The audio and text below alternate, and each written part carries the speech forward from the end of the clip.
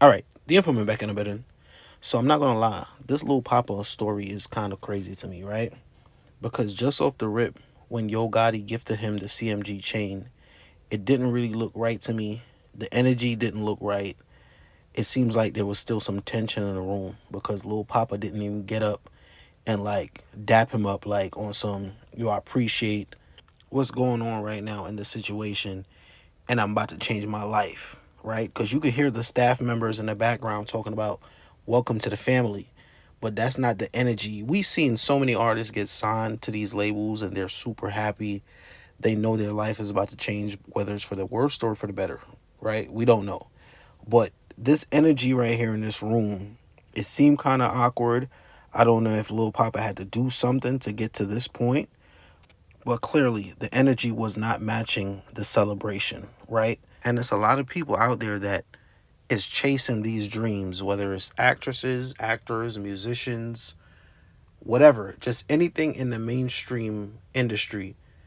They chase something so long and do certain things that even go against their morals to when they finally get to that point, they're not even excited anymore because they've been so damaged mentally while they've been chasing this dream. And there's nothing funny about it, honestly. It's actually sad that the industry overall is so predatory with their practices that an artist that was in love with either making music, playing an instrument, or an actress or actor that just loved the craft, even went to school for the shit, that when they finally get to certain levels in the industry, they realize there's gatekeepers.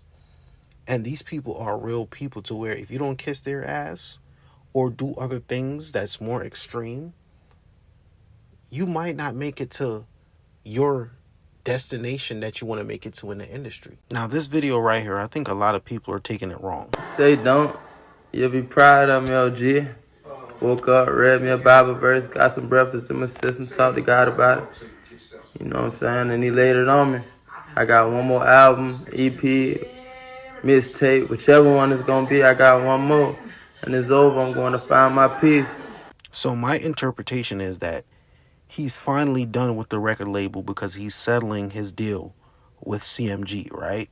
And a lot of people are saying that this video was the confirmation that he knew he was about to take his own life. But I think he actually meant, yo, once I'm done with this deal right here, I'm probably going to fall back all the way from the music industry or just go independent. I don't think he just planned on taking himself out. I'm sorry. But that's very possible as well, depending on the depth of what he was going through mentally. But he was a new father.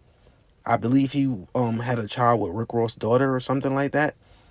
But I wouldn't see why it'll be that crazy that he'll plan his own demise when he had a new daughter on the way rather than just walking away from the industry. Now, the worst part about this is the record labels win regardless, right? Because if Lil Papa intentionally had a mindset to say, hey, I don't want these people making money off me anymore. I feel like I'm in a slave contract. I'm just going to take my life. Guess what?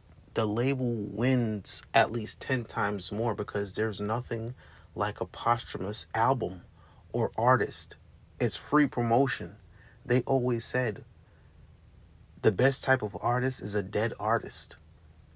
Just like when Michael Jackson died, I think the record label made the most money they've ever seen. So it doesn't really make any sense, but we got to look at it from every angle possible.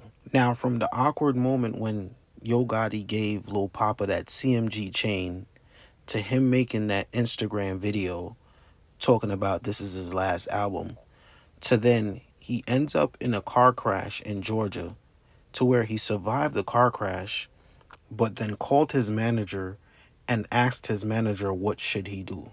I'm Heather Crawford. Lil Papa, born Janarius Wheeler, has died at the age of 25. The medical examiner's office in Fulton County, Georgia, confirming his death to us. Now, this man is 25 years old. We know if you're in a car crash, and now this was a car crash that, not that he hit someone else or anything, but he actually lost control of the vehicle. it's a single car crash, right? And he called his manager and asked the manager what should he do. We don't know what that conversation was about or whatever, but I believe the manager showed up on the scene and wasn't paying attention to him the whole time to realize that he had a gun in the car, and then he ended up shooting himself in the head. Now, we don't know where this man was at mentally, financially, or any of that, right? We just know that he looks popular from the outside. Everyone know his name. And honestly, me personally, I didn't know his name until this happened. And this is another example of the posthumous situation to where your popularity grows when you pass away and you're not even there to celebrate that, right? And I'm not gonna lie, it's been a trend with a lot of these older rappers signing a lot of these young kids that's traumatized from their own life experiences and giving them the fuel to their fires and letting them destroy themselves.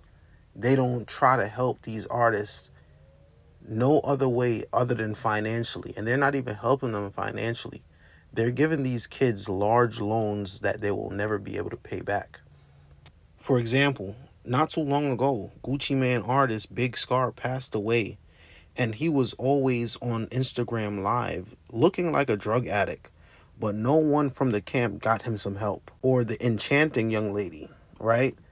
You could tell with certain people that they have some healing to do, and we're not even going into any spirituality type of situations, but if you guys cared enough, talking about a record label, if they cared enough, they would tap into these people like guidance counselors in schools, right?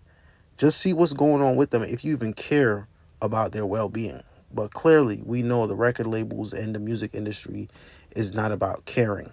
It's about money. But overall, we could see that a lot of us come from poverty and pain, right?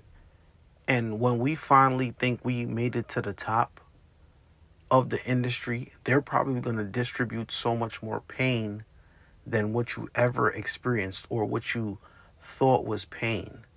Because there's no way artists make it out of the check to check, day to day life of not knowing how you're going to pay this bill, pay that bill, whatever, to now they have an abundance of money, but they go and abuse themselves, whether it's drugs. Yeah, I know those problems existed before they got into the industry, and that's very sad, but there's not even no but. I don't even know how to explain that. When you hit a certain plateau in your life, especially financially, there got to be someone around you that could whisper in your ear like, yo, you got to tighten up and you got to fix these situations, because you have an opportunity that none of us ever had in my generation or the generation before you. But it's just weird. It's a lot of dark shit that come with the music industry that cause these people to either overdose or bring physical harm to themselves.